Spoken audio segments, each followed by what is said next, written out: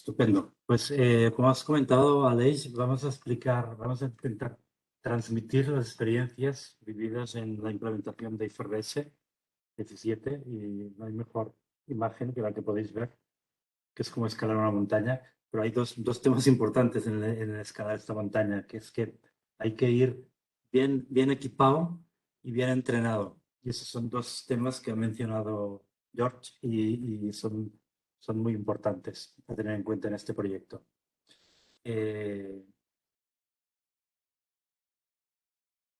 Lo hemos repartido en tres bloques, como has comentado, Alex. El primer bloque será una visión general de la implementación que hemos hecho en Zurich. Luego veremos, digamos, los impactos más técnicos y operativos, y luego un breve repaso de los temas metodológicos donde, digamos, hemos centrado más la atención, ¿vale? En cuanto a la visión general, junto con la foto que teníamos en la primera slide y esta, se podría definir exactamente qué es lo que ha sido el proyecto. O sea, ha sido como escalar una montaña y dado que la metodología es interpretativa, tal como lo define la propia IFRS 17, no está adaptada a las características de los productos del mercado español, ha sido un proceso iterativo muy importante en cuanto a metodología, porque hasta el momento que no teníamos fijada la metodología no podíamos pensar en cómo implementarla. Y por otro lado teníamos mucha urgencia en implementarla por los plazos disponibles de implementación, con lo cual el proceso ha sido, digamos, bastante interesante en ese sentido, ¿vale? Como podéis ver, los impactos que ha tenido IFRS 17 en la implementación en la cadena de finanzas han sido absolutamente en, digamos, todas las funciones de la compañía. Hemos tenido, como podéis ver, cambios contables importantes, una optimización de sistemas y procesos. De lo contrario, no podríamos llegar a los deadlines que nos exige el grupo. Luego, un bloque muy importante de reconciliación, gestión de datos, visualización y análisis de los datos, junto con los controles que eso exige. Como podéis ver, los impactos han sido tanto en sistemas como en actuarial, en contabilidad y en control de gestión y reporting. ¿Bien? El roadmap que hemos tenido, que hemos vivido de la implementación, igual que ha ocurrido en la mayoría de compañías multinacionales que cotizan en bolsa, se inició en mayo del 17, cuando el IASB publicó la norma, y la mayoría de compañías establecimos un roadmap que finalizaba el 1 del 1 del 22. Pero como sabéis, luego, entre medias, hubo el alargamiento de un año del Go Live de la norma, pero en nuestro caso seguimos exactamente con el mismo calendario que teníamos. No se paró ningún proceso, simplemente que añadimos un año de Light para el Run, que es el que podéis ver aquí. O sea, durante el 18 estuvimos en la fase de preparación y en esta fase, sobre todo, muy importante para las compañías que no la hayáis hecho aún, hacer un gap analysis. Bueno, primero, obviamente, el entendimiento de la norma. Luego, hacer un gap análisis de qué es lo que me pide la norma en cuanto a procesos y sistemas y qué es lo que tengo ahora. Y luego un análisis de impacto, aunque sea a high level, ¿vale? Para ver en qué tipología de productos va a tener más impacto, cuáles van a ser los impactos, cómo los voy a derivar. O sea, este ejercicio es fundamental. En nuestro caso lo hicimos con ayuda de un consultor, pero digamos, para tener visibilidad y claridad del camino a seguir es un análisis fundamental. Luego, una vez fijado esto, en el 19 hicimos un dry run, ¿vale? Pero para hacer un dry run necesitamos dos prerequisitos importantes.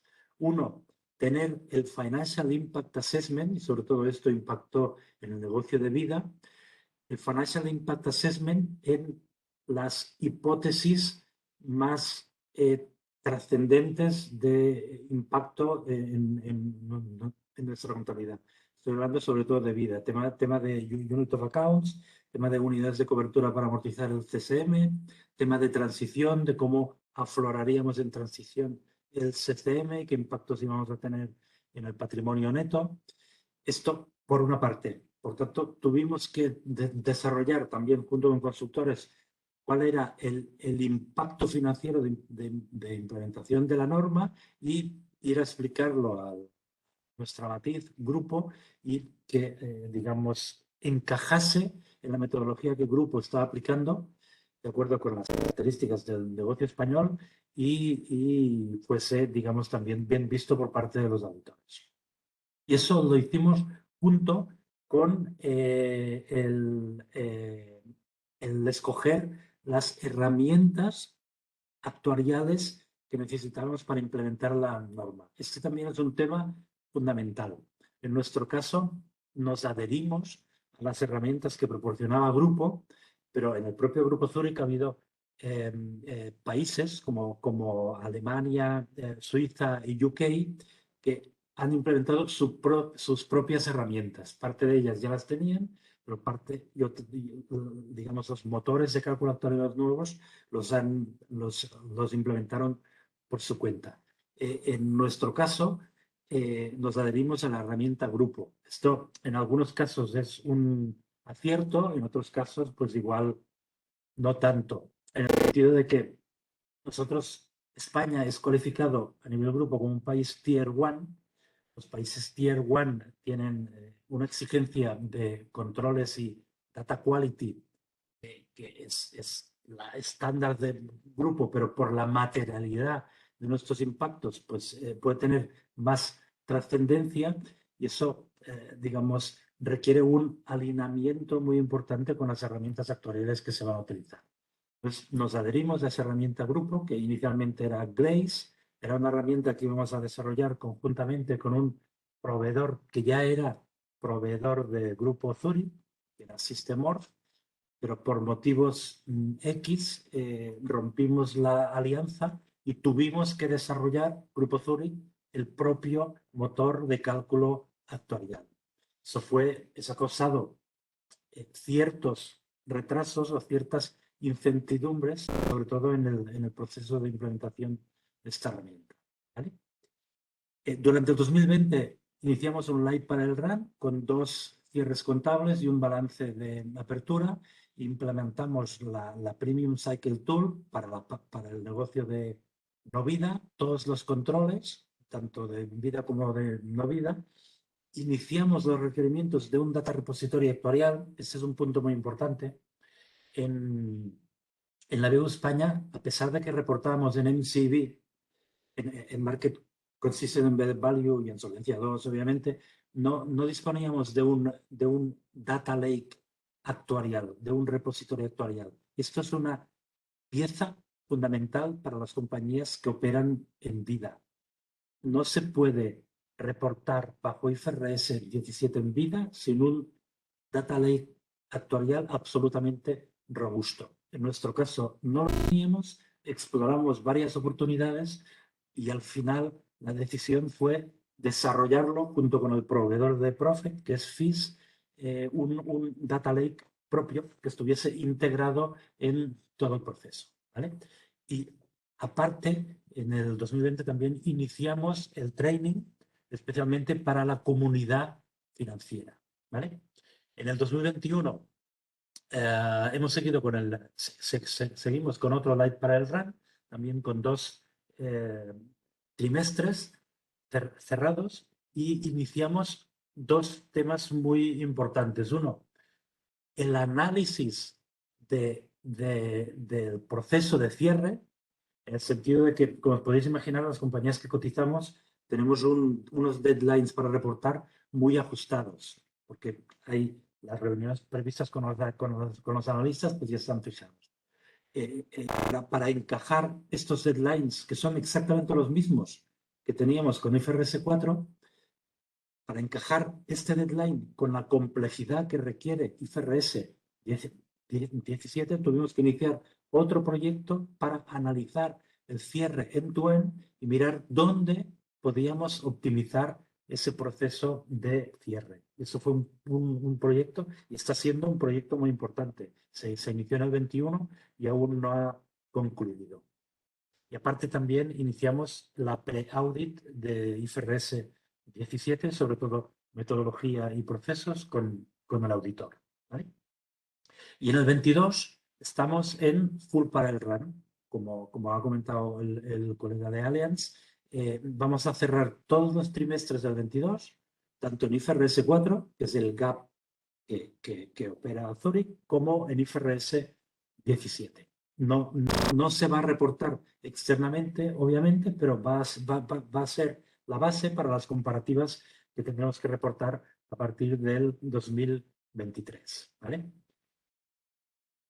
Esto en cuanto a roadmap. En cuanto a impactos, los impactos, pues bueno, cada grupo tiene sus características. En nuestro caso, tenemos 4 entidades que han estado sujetas a IFRS 17, 2 de vida y 2 de no vida. Como sabéis, tenemos un acuerdo, un acuerdo de distribución constituido a través de 2 joint ventures con Banco Sabadell, pero el control, digamos, y la gestión es de Zurich. Por tanto, son estas 4 entidades. Los cambios que ha supuesto, pues muy importante, cambios organizativos. La forma de trabajar bajo IFRS 17 es muy distinta de Local GAAP y IFRS 4, especialmente. O sea, tiene que haber una sincronía y una interrelación entre todas las áreas, especialmente las áreas de controlling y de gastos, las áreas actuariales y las áreas de contabilidad, que ha requerido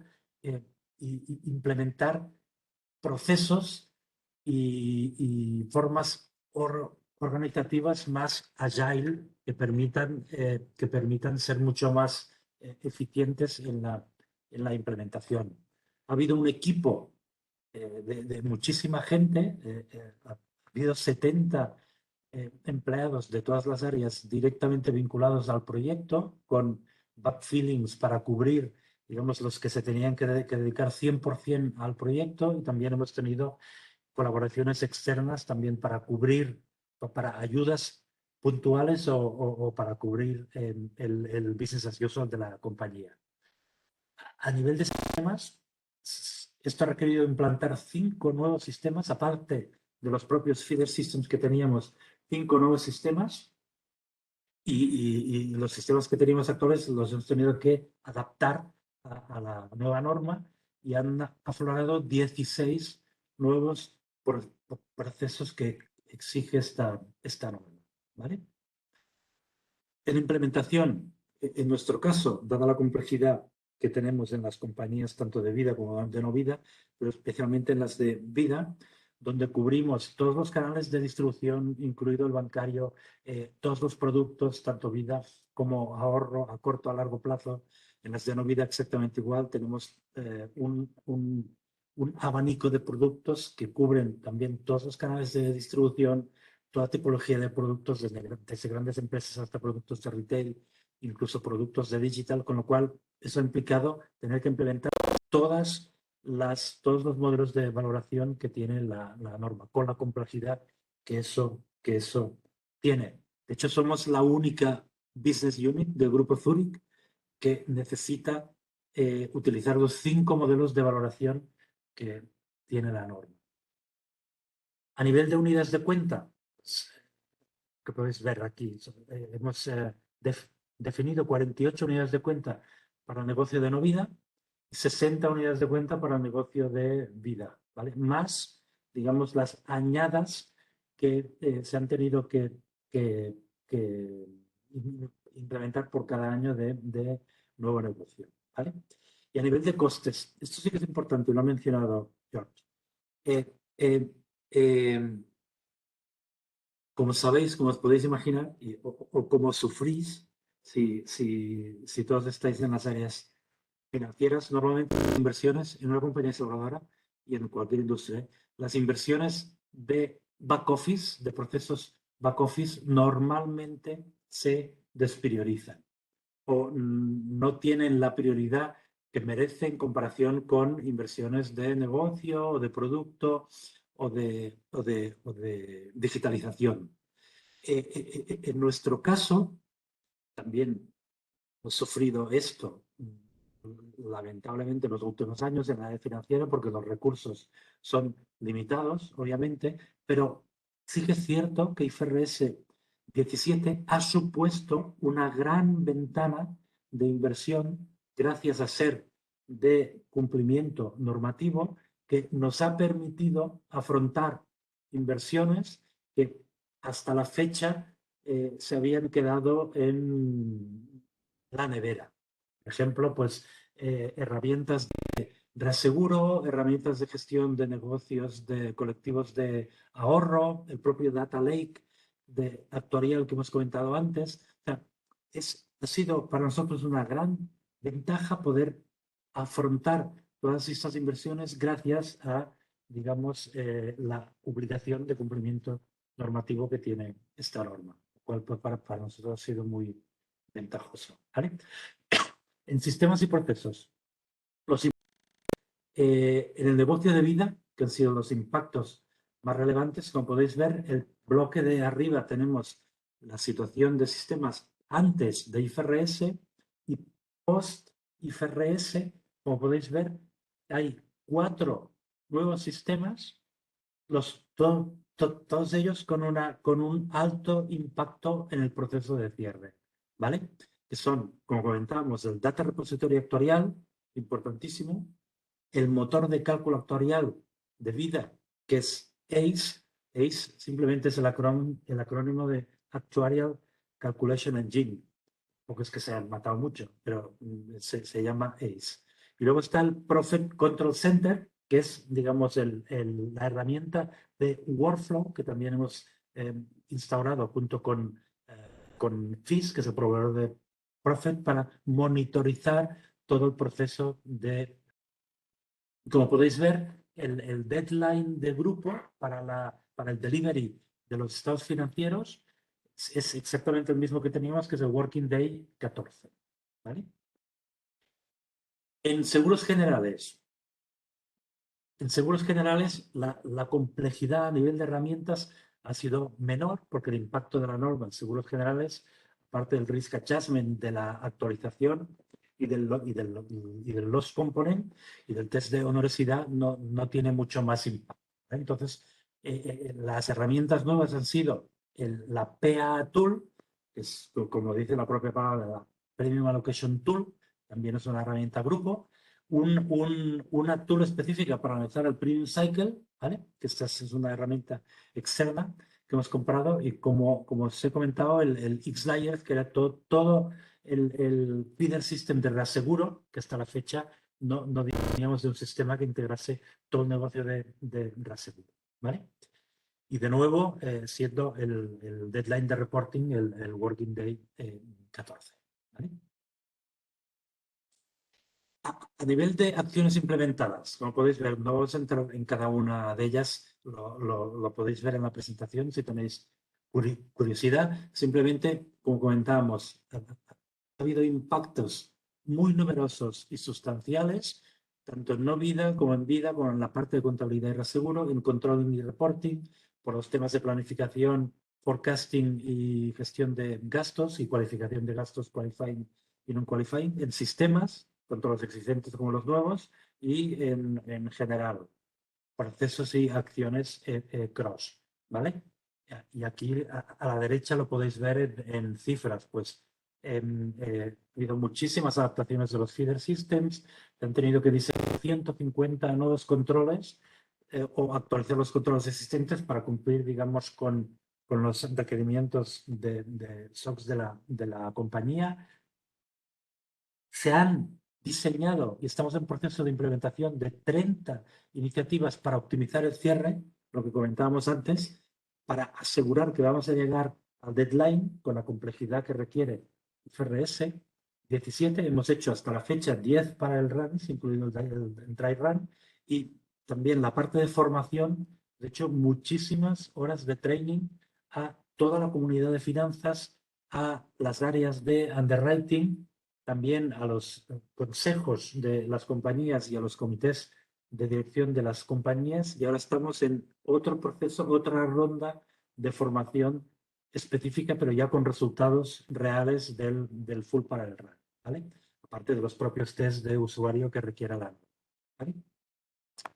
En experiencia, simplemente 7 bullets de experiencia. En cuanto a aspectos técnicos, a pesar de que nosotros ya utilizábamos cash flows para publicar, para generar el Market Consistent Embedded Value y el Solvency Test, se han tenido que adaptar todos esos cash flows a los requerimientos de la norma, con lo cual sí teníamos experiencia en generar cash flows, pero la adaptación de los mismos ha sido también muy time consuming, ¿vale? El segundo punto, muy importante, que se ha comentado antes, las herramientas actuariales. O sea, lo primero que se debe hacer es cuanto antes determinar bajo qué herramienta actuarial generaré la contabilidad de IFRS 17. Esto es absolutamente crítico porque su implementación es de un proceso muy largo, mucho más del que deseamos, ¿vale? El desarrollo y implementación de esas herramientas y de los nuevos procesos requieren también muchísimo tiempo. Hemos tenido que definir todo lo que íbamos a volcar en el Data Lake actuarial. Esos actuals, que son los datos reales, tienen que definirse cómo los vamos a extraer de los feeder systems. Hay que generar y adaptar los cash flows, determinar cómo vamos a hacer el cálculo del CSM y de los components. También, no menos importante, el tema de las granularidades, ¿vale? Tanto por unit of account como por añadas, ¿vale? Y actualmente, en cuanto a los aspectos técnicos, pues estamos calculando un full parallel run con algunas de las herramientas ya instaladas, pero no todas ellas. Aún no tenemos el Data Lake en explotación, aún no tenemos la herramienta actuarial en explotación. Estamos utilizando sucedáneos de esas herramientas para poder hacer los full parallel runs, ¿vale?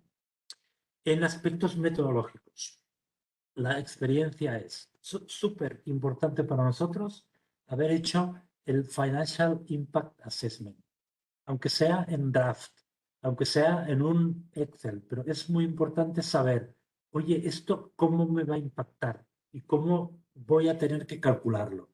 Importante por dos motivos.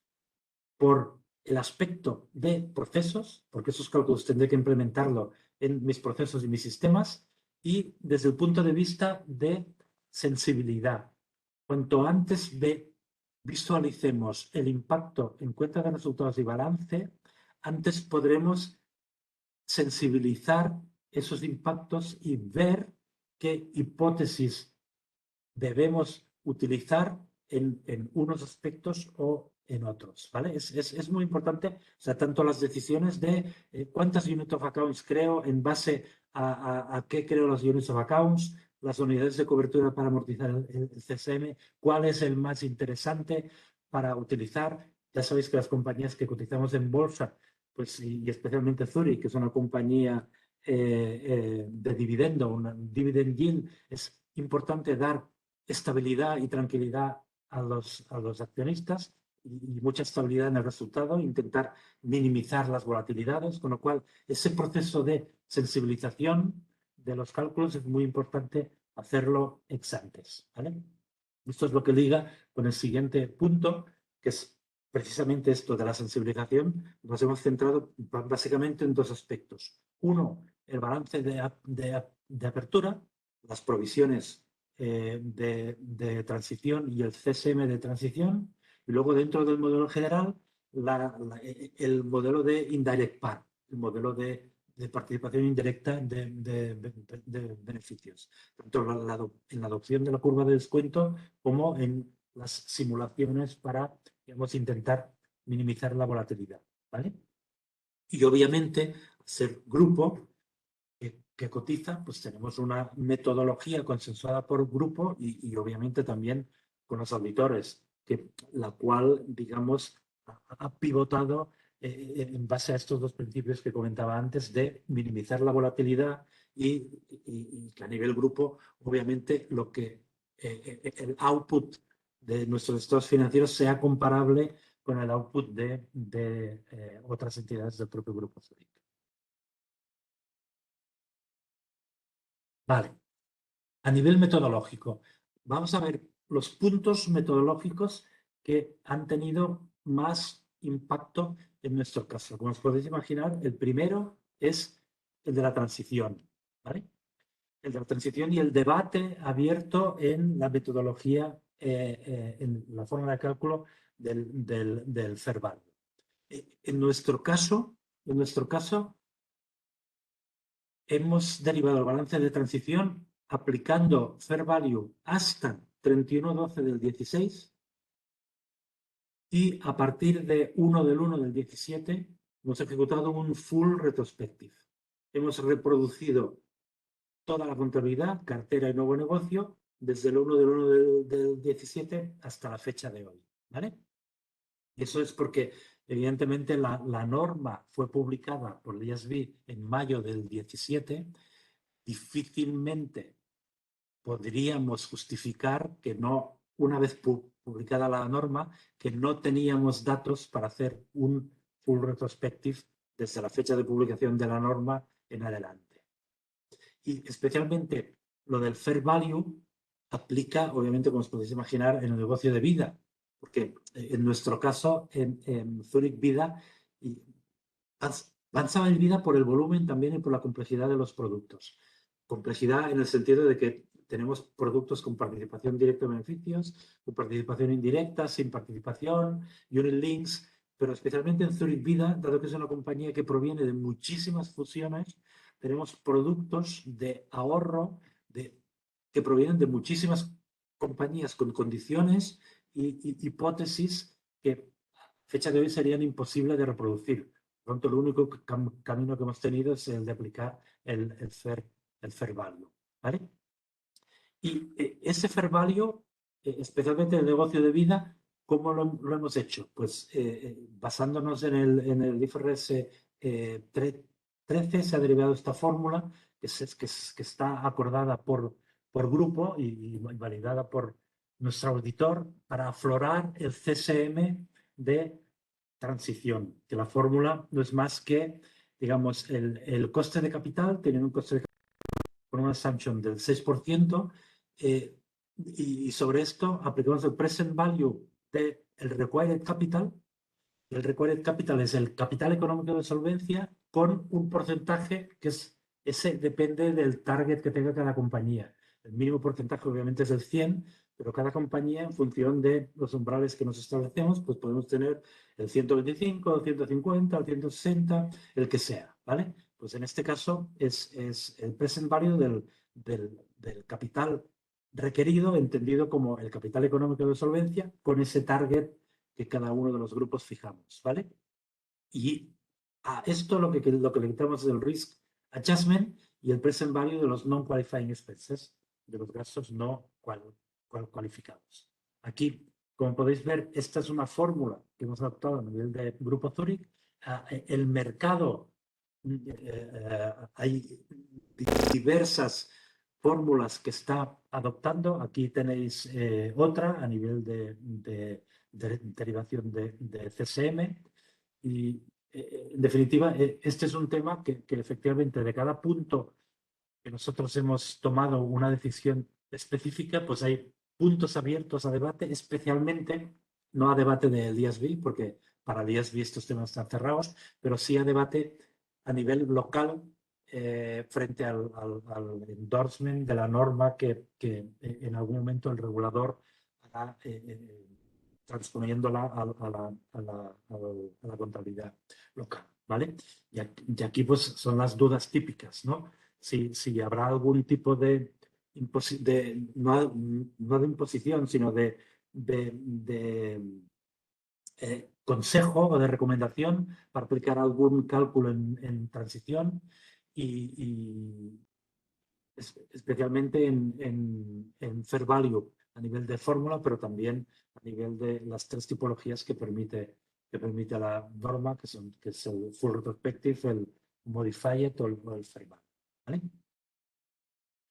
En la tasa de descuento, como he comentado, ha sido uno de los puntos también más importantes de debate. Al final, las decisiones metodológicas que hemos tomado son las que veis aquí, especialmente los productos de ahorro. Insisto, para las carteras macheadas se ha escogido un enfoque top-down, basado en el matching adjustment, para las carteras con matching adjustment, no macheadas, esto es importante. Para carteras donde tenemos aprobado matching adjustment, se ha utilizado este enfoque top-down y intentando que haya la mayor simetría entre activos y pasivos con IFRS 9. Y para los productos inmunizados, pero que no tienen matching adjustment, se utiliza un enfoque bottom-up, digamos, partiendo de la risk-free rate, y se le añade una volatility adjustment que hemos pactado con grupo y con auditor en base a las características de cada producto. Y para el resto de productos, obviamente, pues la curva de IOPA risk-free rate sin ningún ajuste, ¿vale? Aquí las dudas también que nos surgen es si habrá una tasa de descuento específica para el sector seguros, y si, tal como hemos hecho, se permitirá utilizar la matching adjustment para los productos casados, inmunizados, ¿vale? Este es un tema también abierto a debate en cuanto a local, ¿vale? El enfoque de valoración, los modelos de valoración que hemos utilizado, en nuestro caso, ha sido una simplificación acordada con grupo y condicionada a las herramientas. Esto ha sido muy importante. Las herramientas de no vida son la PAA Tool. Por tanto, todo negocio de no vida lo vamos a valorar con la PAA Tool. Obviamente, para los productos que son plurianuales, productos de no vida con duración superior a un año, hemos hecho el test, la comparabilidad entre el resultado que daría con el modelo general versus el PAA, y en nuestro caso, y evidentemente dado el estado actual de las curvas de descuento, el resultado es muy parecido. Por tanto, se ha escogido gestionar o modalizar todos los productos de no vida bajo el modelo simplificado. Para los productos John Lynn, obviamente, el modelo Variable Fee Approach. Para los productos de vida a largo plazo, pues el modelo general con cada una de las variantes, como he comentado antes, dependiendo de la tipología del producto, ¿vale? Y para la cartera de vida a corto plazo, a pesar de que es elegible para ser valorada con el modelo simplificado, en nuestro caso, dado el condicionante de que la herramienta actuarial solo permite gestionar el modelo general o el Variable Fee Approach, todo el negocio de vida a corto plazo lo vamos a valorar también con el modelo general, ¿vale? Y aquí las dudas pues son justo las que mencionaba, ¿no? Si habrá algún tipo de obligatoriedad para utilizar el modelo simplificado en todos los productos que tengan una vigencia de un año o menor, una vigencia, un periodo de cobertura de un año menor, y si también, como hemos hecho, se podrán valorar con esta herramienta, obviamente habiendo superado el test y el test de comparabilidad, los productos plurianuales como con esta metodología simplificada, ¿vale? Next.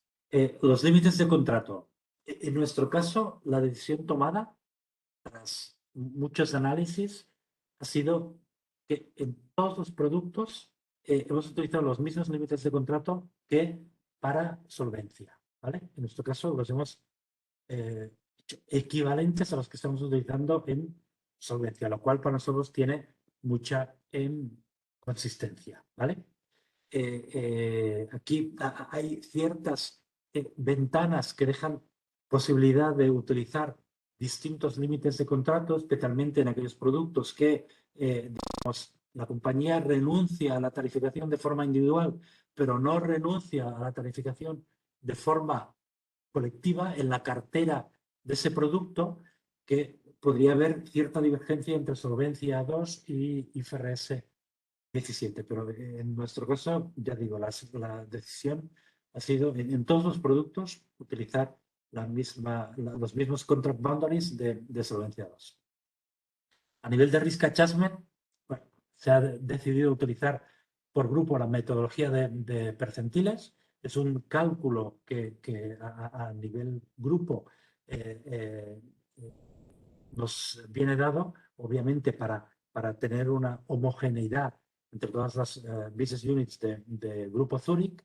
Y las dudas aquí es, evidentemente, si se dejará la libertad a las compañías, la propia libertad que permite la norma de utilizar o derivar el risk adjustment con los modelos que se estimen, o se determinará por parte del regulador una metodología más cerrada. ¿Vale? Y otra duda es si, digamos, Solvencia 2 para el cálculo de risk adjustment será una referencia o no. ¿Vale?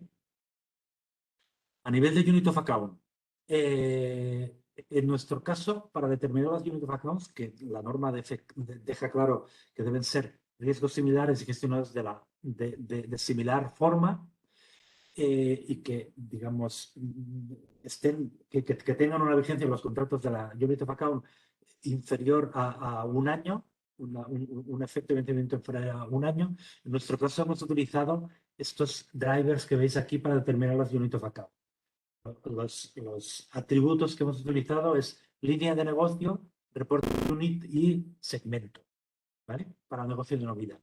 Y para negocio de vida, tipología de producto o line of business, accounting approach, ¿vale? Un mismo producto con distintas accounting approach genera una unit of account distinta, y también underwriting year, obviamente por el tema de las cortes, por el tema de las añadas, ¿vale?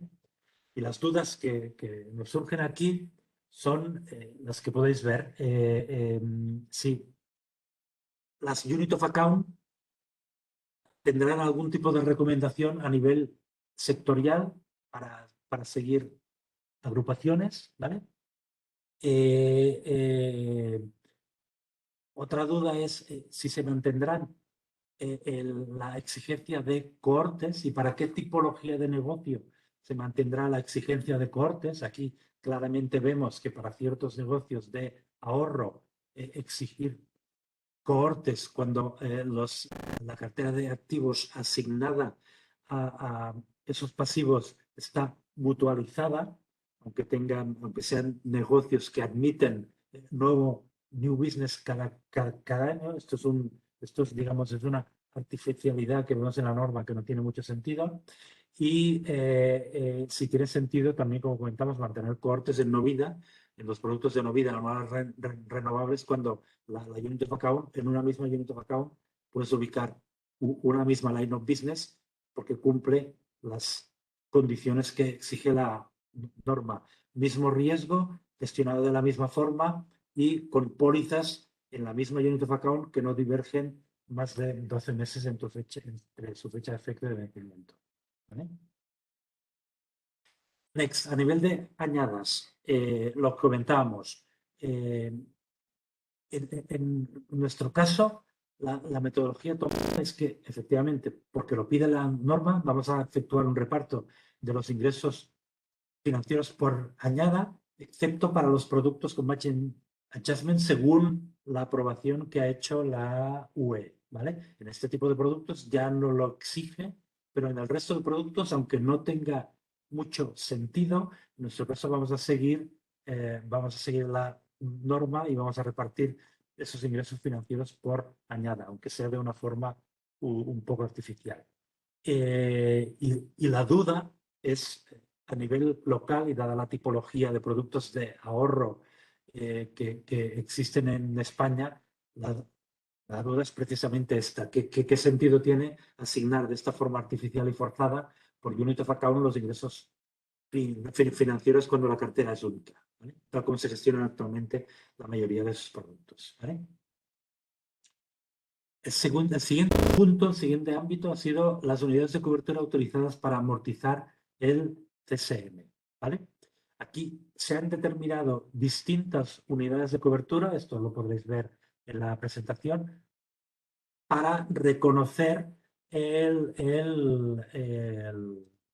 margen de servicio contractual. Las podéis ver aquí. Pues en función de distinta tipología de productos, esos son productos, digamos, familias de productos de mercado, pues se ha autorizado una unidad de cobertura, que muchas de ellas es la suma asegurada, el volumen de rentas pendientes de pagar, la provisión matemática. Dependiendo de la tipología de producto, pues hay una unidad de cobertura que se ha escogido en función de lo que permitía la...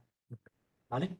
Y aquí, de nuevo, la duda es, oye, ¿va a haber alguna recomendación para fijar las de cobertura o que cada compañía pueda escoger las que quiera? Y en caso de rentas diferidas, en esta tipología de producto en concreto hay un debate en el mercado, dado que, digamos, es muy distinto fijar como unidad de cobertura la provisión matemática que el flujo de rentas, porque si utilizamos el flujo de rentas, no podemos empezar a liberar el CSM hasta el inicio del pago de la primera renta. Entonces, tendríamos un periodo muy importante en la compañía donde esa provisión no generaría ningún beneficio. Esto es un tema que está totalmente abierto a debate. En cuanto a los contratos onerosos, ¿vale? Aquí el negocio de vida, hacemos test de onerosidad a nivel de póliza en función de una serie de parámetros, ¿vale? Los tenéis aquí en la explicación, ¿vale? Es esta fórmula, present value of future cash flows menos costes de adquisición menos el risk adjustment. Es la fórmula estándar de building block, ¿vale? Aquí la especificidad o, digamos, lo que hemos visto es que para los productos de ahorro, mientras exista, ahora se está corrigiendo con la subida de tipos, pero mientras exista cierta simetría entre la curva de tipo garantizado a los asegurados y la curva libre de riesgo, es susceptible de generar un loss component en el momento inicial. Como sabéis, ese loss component en los productos de ahorro significa registrar la pérdida en el momento inicial, la pérdida durante toda la duración del contrato. Y, digamos, los impactos que eso tiene en la cuenta de resultados son significativos, son muy significativos.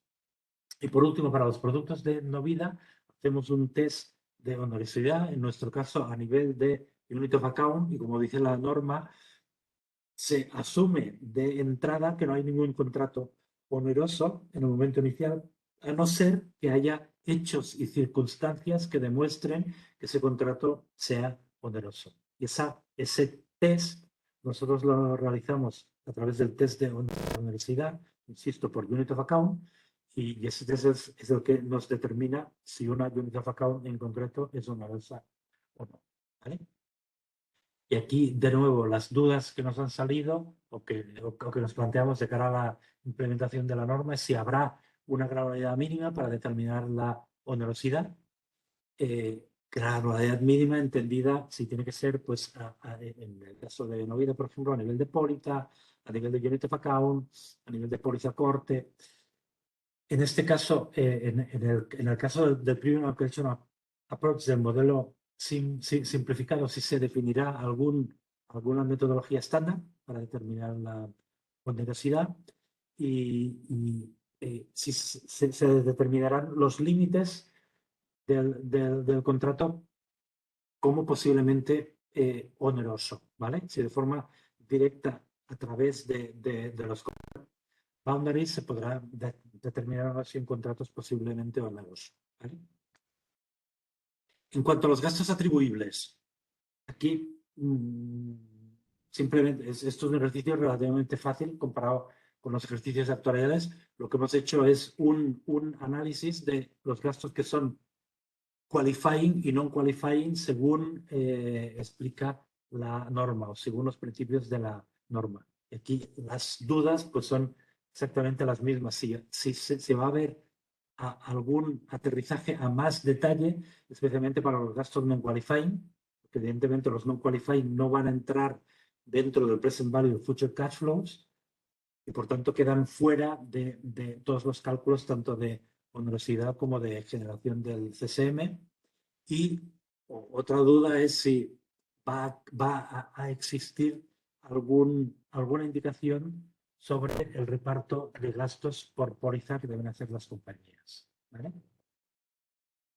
Y para acabar, la parte metodológica. A nivel de reaseguro, en nuestro caso la adopción metodológica es exactamente la que dice la norma, de forma simétrica, de manera que un contrato de reaseguro siempre presentará un coste neto, nunca podrá ser un beneficio, por tanto no hay onerosidad en reaseguro, ¿vale? Onerosidad entendida como un contrato oneroso para el reasegurador y beneficioso para nosotros, y el contrato de reaseguro tampoco podrá tener un coste superior al beneficio de los contratos subyacentes, obviamente, ¿vale? Siempre que la duración sea el mismo, sea la misma. Y las dudas que se plantean es, pues como podéis ver, si se permitirá reconocer la recuperación de las pérdidas sobre contratos con una cobertura no proporcional, ¿vale? Mucho detalle con los contratos proporcionales, pero no tanto respecto a los no proporcionales, ¿vale? Y respecto a la IFRS 9, ya para acabar, aparte de metodología, es muy importante que se defina el modelo de negocio que siguen los activos bajo la IFRS 9 para intentar conseguir una máxima simetría entre el cambio de valoración de los activos que va a ir a OCI, a patrimonio neto, a equity, respecto a los movimientos de la curva. Los movimientos de la curva de evaluación respecto a la lock-in rate inicial. O sea, la pretensión es que en un mundo ideal, esos movimientos de valor de los activos vayan simétricamente